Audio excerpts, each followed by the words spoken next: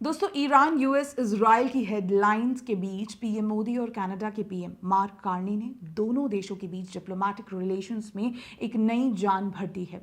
कितना हल्ला मचाया था कांग्रेस और इस पूरे इकोसिस्टम ने कि इंडिया और कनाडा के रिश्ते खत्म हो गए हैं, फॉरेन पॉलिसीज बर्बाद हो गई हैं, मोदी ने देश को ग्लोबल स्टेज पर अकेला कर दिया है, ब्रांड इंडिया डैमेज हो गया है, इंटरनेशनल एम्बैरेसमेंट हो गया है और न जाने क्या क्या। ऐसा माहौल बनाया गया जैसे भारत कोई कूटनीतिक आपदा में फंस गया हो और दुनिया हमसे दूरी बना रही हो। 2023 याद कीजिए, कनाडा की तरफ से एक गंभीर आरोप लगाया गया, सबूत कुछ भी पुख्ता सामने नहीं, लेकिन यहाँ विपक्षी तुरंत एक्टिव मोड में आ गया। बिना इंतजार किए, बिना ठोस जानकारी के ये घोषणा कर दी गई कि ये मोदी सरकार का सबसे बड़ा फॉरेन पॉलिसी फेलियर है। कहा गया कि भारत की छवि को गहरा नुकसान हुआ है, भारत अंतर्राष्ट्रीय मंचों से अलग थलग पड़ जाएगा, G7 में बुलावा भी नहीं आएगा और दुनिया अब हमसे दूरी बना लेगी। माहौल ऐसा बनाया गया मानो अगले दिन से भारत पर ग्लोबल दबाव और प्रतिबंध शुरू हो जाएंगे। लेकिन हुआ क्या? भारत ने न कोई हड़बड़ी दिखाई, ना ही बयानबाजी में बहा।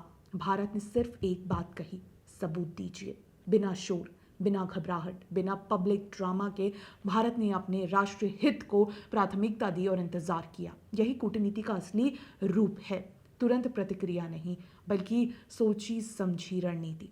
आज तस्वीर क्या कहती है?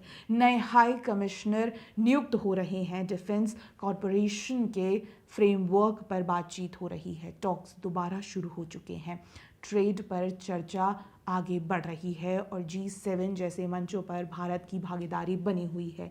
लेकिन अब इस सब के बीच सवाल ये है कि जिस डिप्लोमेटिक डिजास्टर का शोर मचाया गया था वो आखिर गया कहाँ? जिस ग्लोबल आइसोलेशन का डर दिखाया गया था उसका क्या हुआ?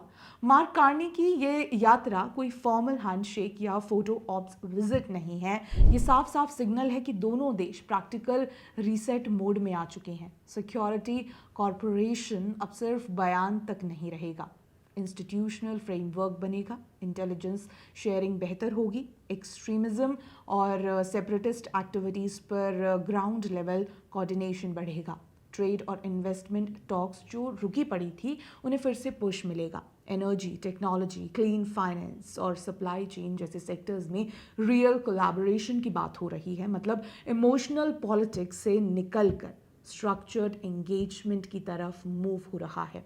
सिंपल शब्दों में, नॉइस कम, कोऑर्डिनेशन ज़्यादा, ड्रामा कम, डिलीवरी ज़्यादा।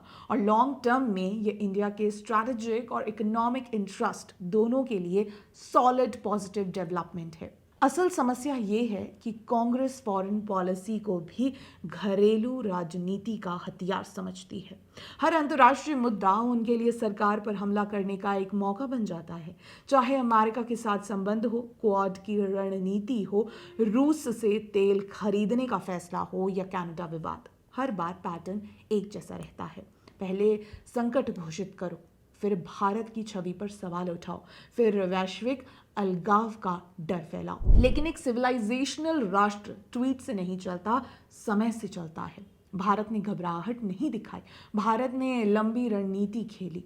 जहां विपक्ष ने संकट प्रोजेक्ट किया, वहीं भारत ने धीरे धीरे संबंधों को रीसेट की दिशा में आगे बढ़ाया। कड़वा सच ये है कि जब भी बात भारत की वैश्विक स्थिति की आती है, विपक्ष की भविष्यवाणियां बार बार गलत साबित होती हैं। हर बार कहा जाता है कि भारत अलग थलग पड़ गया है और हर बार भारत नए साझेदारी ढांचे खड़े कर देता है।